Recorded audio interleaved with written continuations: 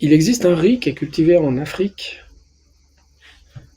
subsaharienne, qui a été domestiqué de manière indépendante par l'homme il y a environ 3000 ans, à partir d'une autre espèce que celle qui a donné le riz asiatique, qui est le riz qui est cultivé partout dans le monde.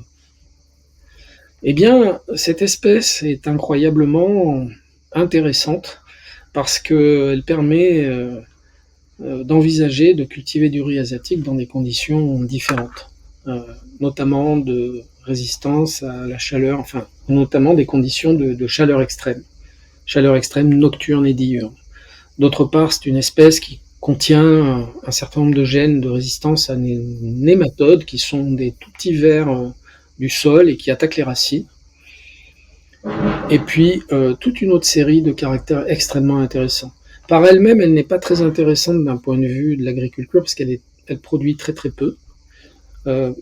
Mais par contre, en copiant le code génétique de cette plante et en le copiant dans le riz asiatique, on peut obtenir les mêmes caractères dans le riz asiatique.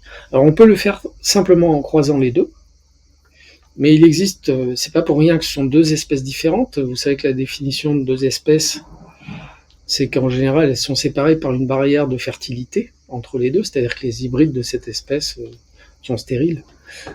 Nous avons travaillé pour identifier quels étaient les gènes qui étaient responsables de cette stérilité interspécifique.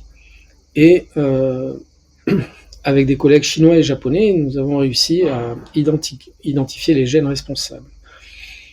Ce qui nous permet d'envisager de travailler sur ces 2 ou 3 gènes de manière à pouvoir obtenir des descendants fertiles entre les deux espèces et donc de combiner le meilleur des deux mondes.